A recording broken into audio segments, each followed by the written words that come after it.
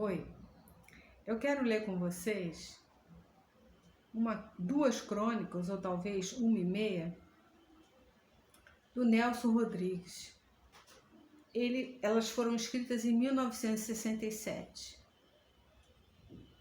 Algo muito atual, algo muito pertinente para esse momento que nós estamos vivendo com relação à pandemia. Preste atenção. Não tem título, as crônicas não têm título e estão nesse livro. Escrevi certa vez uma crônica meio cruel e da qual me arrependi. Dizia eu que não há ninguém mais narcisista do que o defunto.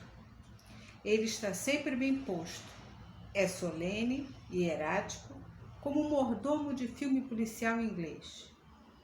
E me lembro de que, na ocasião, contei um episódio de rara impiedade. Eis o fato. Pouco antes, morrera um pastor protestante no meu bairro. Residia a 2 quadras lá de casa. De noite, desci do bonde e passei pela sua porta. Seria deselegante. Vá lá o deselegante. Não entrar. Tomei coragem e fui cumprimentar a viúva e demais parentes. E comigo entrou um bêbado, vejam vocês. O sujeito não conhecia ninguém ali, mas vira o ajuntamento e resolvera espiar. E então aconteceu uma coisa inédita e abominável. Ao ver o defunto de gravatinha borboleta, o pau d'água começou a rir e continuou rindo num crescendo pavoroso. Suas gargalhadas iam de uma esquina a outra e atravessavam a noite.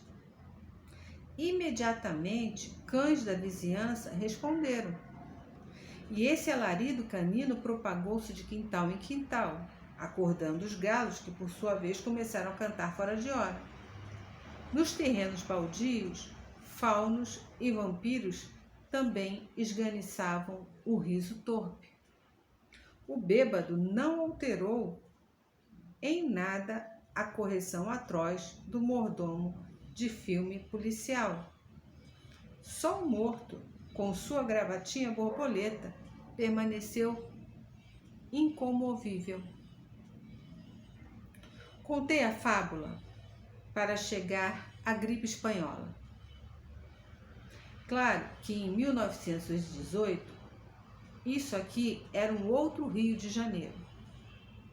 O Rio dos lampiões, dos bondes e dos enterros residenciais.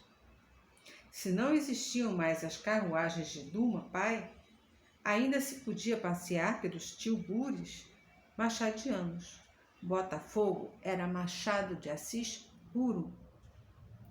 E foi nesse rio absurdo que a gripe desabou.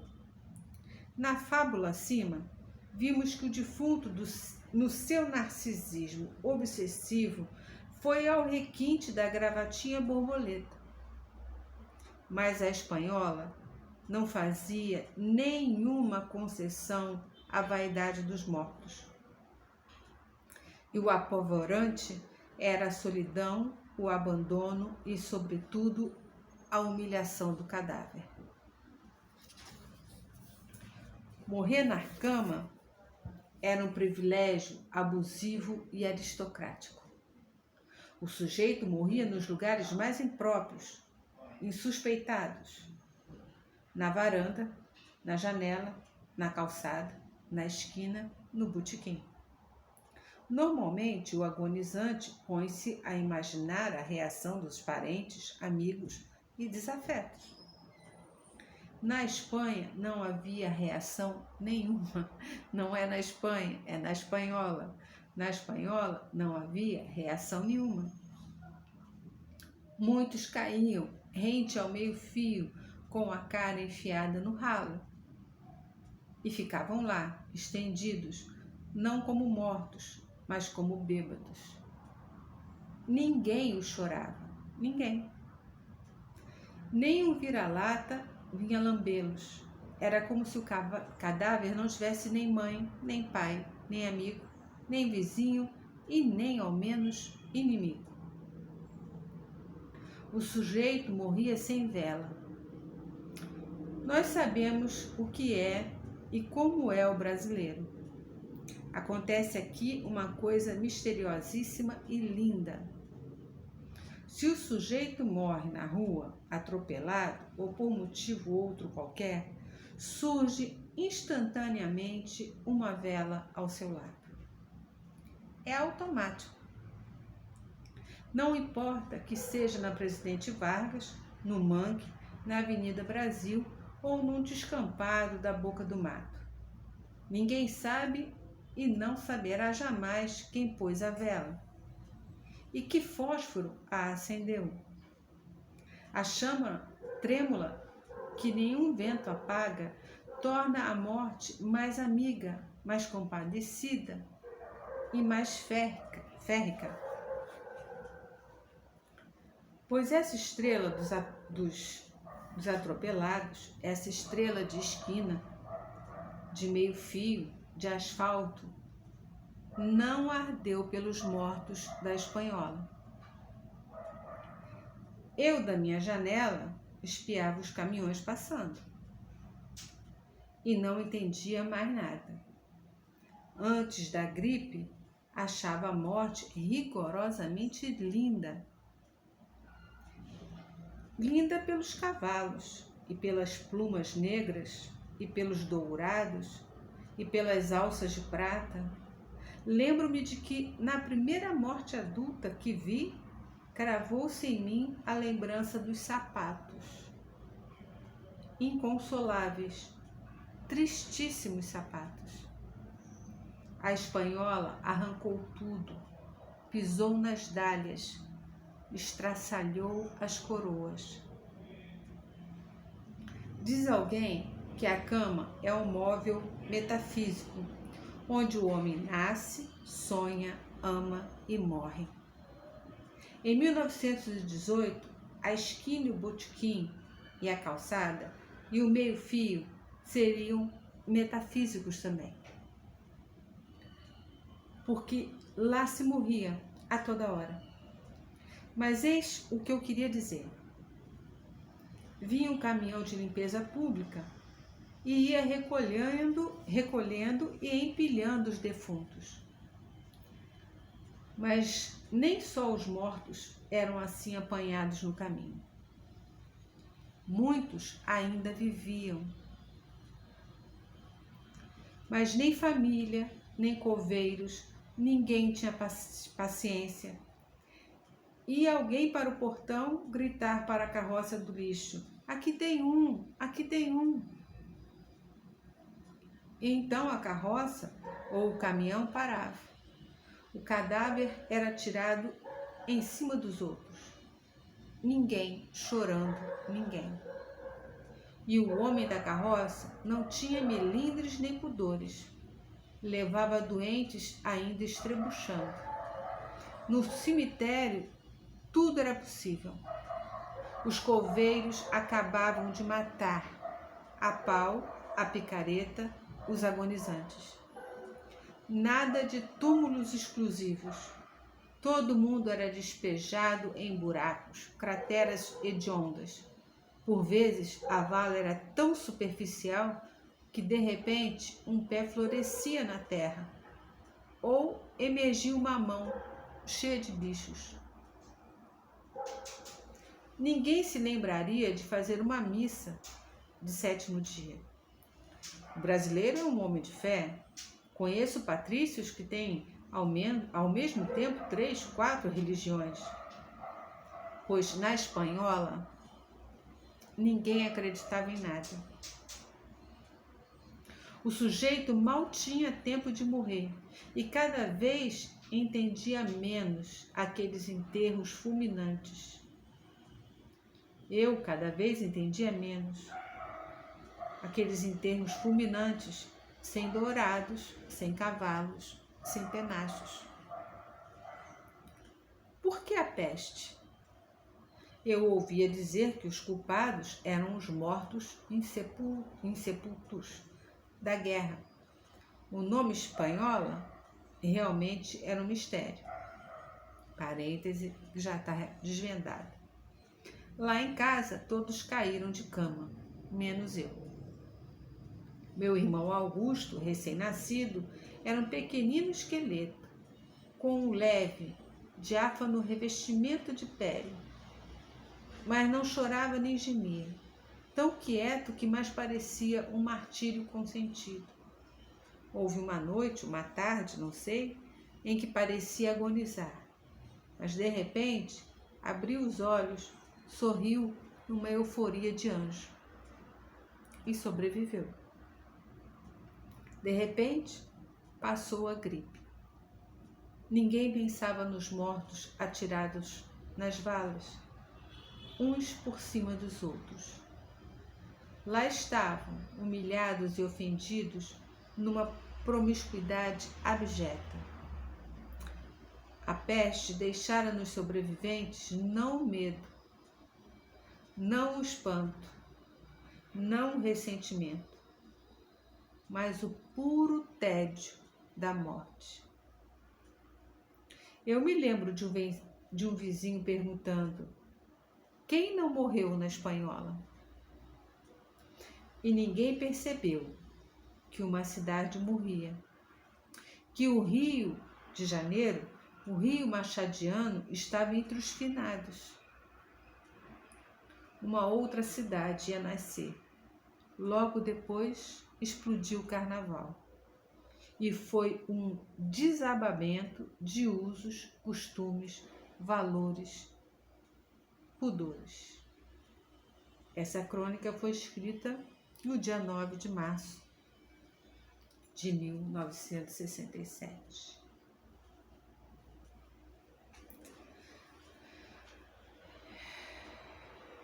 Eu vou pular aqui uma parte do outro. Não é legal pular, mas eu vou pular uma parte da outra crônica. E ele diz que o amigo dele, ele cita vários, mas o amigo dele, o nosso Álvaro, só adoeceu no fim da gripe e quase morreu quando já ninguém morria. Como ia dizendo, deram-lhe uma pá e disseram-lhe: vamos enterrar defuntos. E ele os enterrou aos borbotões. Foi coveiro. E ainda hoje, quando vê um morto, qualquer morto, vê como a um velho conhecido. Mas voltemos ao carnaval de 18, aliás, 19. Hoje temos um sociólogo, o Sérgio Mendes, que liga tudo à epopeia industrial. Se a galinha pula a cerca do vizinho, se o caçula tem cachumba, se usamos a cabeleira à la Buffalo Bill, está explicado. As coisas acontecem e só acontecem porque o Brasil se industrializa. Mas eu me permitira insinuar que em 1919 não foi bem assim. Começou o carnaval e, de repente, da noite para o dia, usos, costumes e pudores tornaram-se antigos, obsoletos, espectrais. As pessoas usavam a mesma cara, o mesmo feitio de nariz, o mesmo chapéu, a mesma bengala.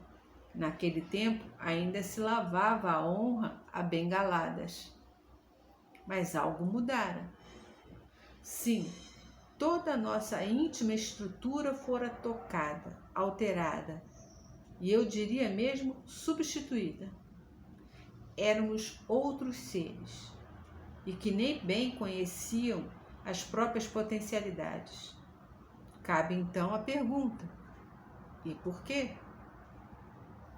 Eu diria que era a morte. Sim, a morte que desfigurava a cidade e a tornava irreconhecível. A espanhola trouxera no ventre costumes jamais sonhados. E então o sujeito passou a fazer coisas, a pensar coisas, a sentir coisas inéditas e mesmo demoníacas. Estou aqui reunindo as minhas lembranças. Aquele carnaval foi também e sobretudo uma vingança dos mortos mal vestidos, mal chorados e, por fim, mal enterrados. Ora, um defunto que não teve o seu bom terno, a sua boa camisa, a sua boa gravata, é mais cruel e mais ressentido do que um Nero ultrajado. E o Zé de São Januário está me dizendo, o Zé de São Januário é o amigo que foi coveiro naquela época, né? O Álvaro. O Álvaro está me dizendo que enterrou sujeitos em ceroulas e outros nus, como santos. A morte vingou-se, repito, no carnaval. Eu poderia fazer aqui todo um capítulo sobre o pudor, o comportamento do homem e da mulher até princípios de 1919 era medieval, feudal ou outro nome que tenha. Psicologicamente, ainda não ocorrera para nós a abertura dos poros. A mulher que ia ao ginecologista sentia-se ela própria uma adúltera. E tudo explodiu no sábado de carnaval. Vejam bem, até sexta-feira, isso aqui era o Rio de Janeiro, era o Rio de Machado de Assis. E na manhã seguinte, virou o Rio de Benjamin Constant, ou ainda de Théophile. Caímos muito de categoria, dirão vocês. Respondo que até um verso de jornal de modinha ou uma manchete de O Dia tem a sua dimensão sociológica. Desde as primeiras horas de sábado, houve uma obscenidade súbita, nunca vista, e que contaminou toda a cidade. Eram os mortos da espanhola, e tão humilhados e tão ofendidos que cavalgavam os telhados, os muros, as famílias. Nada mais arcaico do que o pudor de véspera. Mocinhas, rapazes, senhoras, velhos cantavam uma modinha tremenda. Eis alguns versos. Na minha casa não racha lenha, na minha racha, na minha racha. Na minha casa não há falta de água, na minha bunda, etc, etc.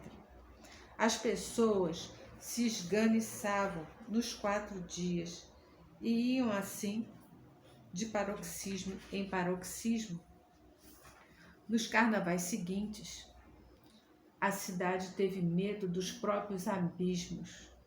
Houve um certo recuo, mas o Rio de Machado de Assis, ou de Macedo, ou sei lá de quem, estava morto. O que quero dizer ainda sobre o Carnaval da Espanhola é que foi de um erotismo absurdo, daí a sua horrenda tristeza.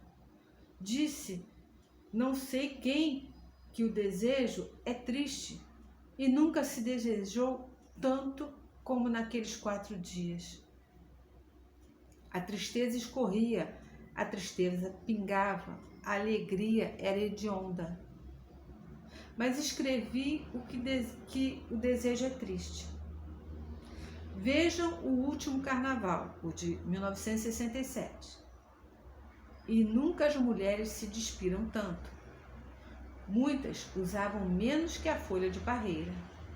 Foi essa nudez difusa, multiplicada, oferecida, que matou todo o erotismo dos bailes de rua.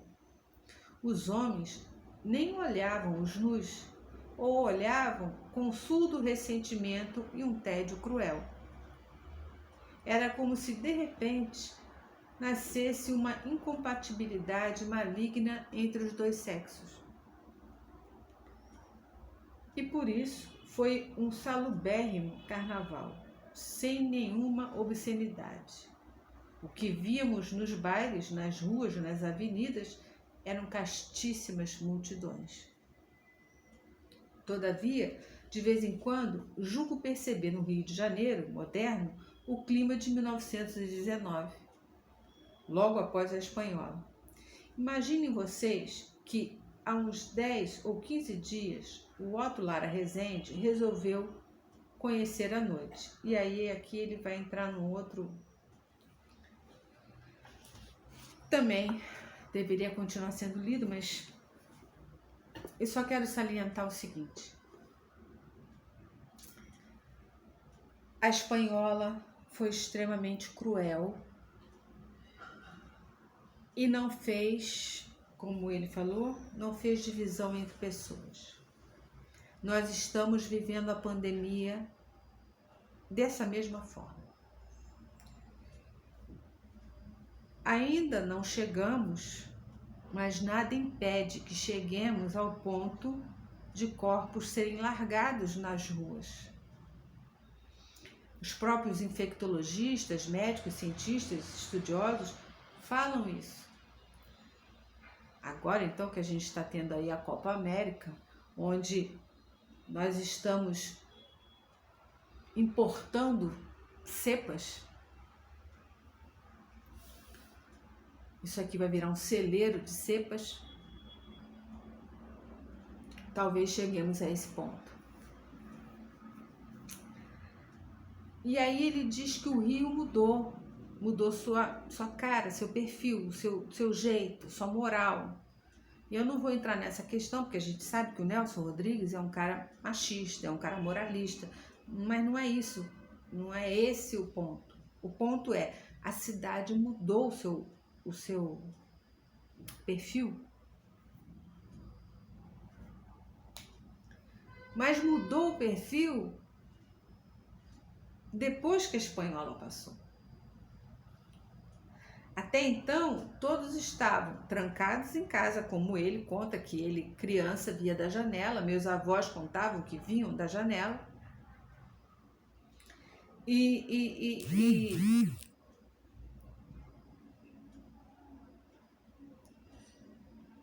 As pessoas ficaram trancadas naquele ano, as pessoas se livravam dos seus mortos, como ele descreveu, e como meu avô contava, né? Como minha mãe contava que meu avô contava, como minha mãe conta. Mas, fim do problema, acabada a Espanhola, houve uma ruptura na sociedade. Uma ruptura a tal ponto que as pessoas que iam para os carnavais, né? Que sempre foi conhecido como a festa da carne, a festa da alegria fugaz. As pessoas iam, mas iam mascaradas. Por quê? Para não se identificar. E tinham mais pudores, e tinham mais cuidados, e tinham mais reverências, e tinham mais, sabe? Eram mais tranquilas, vamos dizer assim. Só que naquele ano, rompeu a barragem. Da noite para o dia o negócio mudou. Até sexta-feira de carnaval, o negócio foi como sempre. No sábado mudou. Houve uma ruptura. Os costumes mudaram. As pessoas não usavam nem mais máscara. Não importa se vão ver a minha face, vão ver que eu estou fazendo isso, fazendo aquilo. Não importa. Há registro de que na delegacia da Glória, que pega a região do Catete e tal, só no sábado foram registrados 500 estupros. Você imagina isso em 18, 19?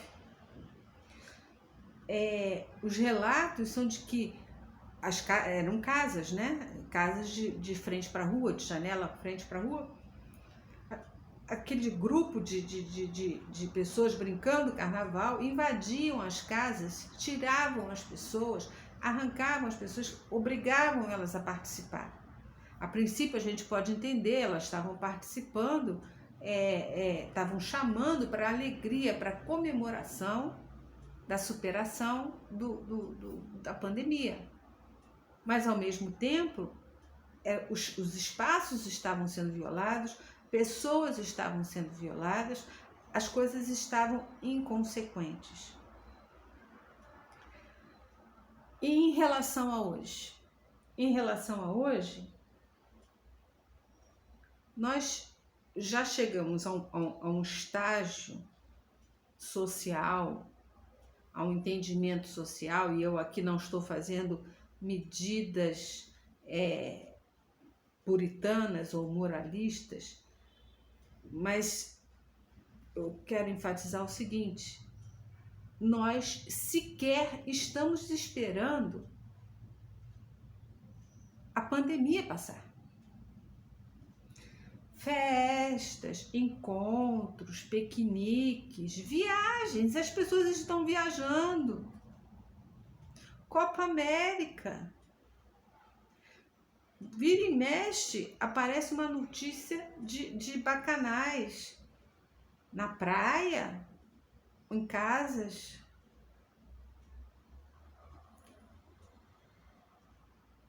Nem esperar que a pandemia acabe para voltar a uma vida, vamos dizer, normal, né? Não estou aqui com valor moral, eu estou dizendo que não se está respeitando o período da pandemia, no sentido de que ela mata, sim. Ou alguém tem dúvida, depois de 500 mil mortos, que a pandemia mata? 500 mil mortos no Brasil.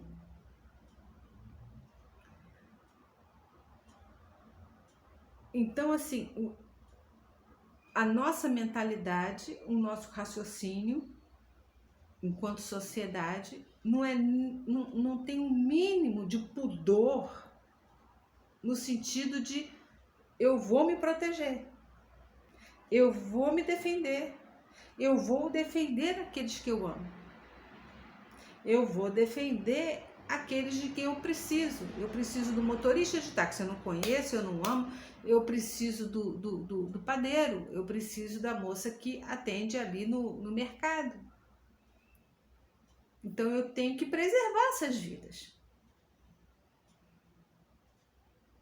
E nós não estamos, eu digo nós enquanto sociedade, e não estou nem falando de Rio de Janeiro, estou falando de país. Nós não temos essa consciência mínima. É só uma reflexão. É só uma reflexão. Não vou nem entrar na questão governamental, de como está sendo encarado tudo isso. Não, isso fica para uma outra hora.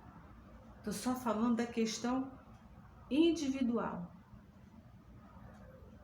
Porque nós temos opção, independente do que falem, do que digam, do que propaguem, nós sabemos o que a ciência diz, nós sabemos, botar a máscara, 1, 2, 3, não importa. Usar o álcool, manter distanciamento, por amor, por sobrevivência, por esperteza, seja pelo que for, eu tenho que manter distanciamento. Eu não posso me aglomerar. Eu não posso estar na casa da minha mãe. Eu não posso. Ninguém pode. Porque todos somos igualmente. Como ele falou, a espanhola não fazia distinção de pessoas. A Covid também não. Pensa nisso. Tchau.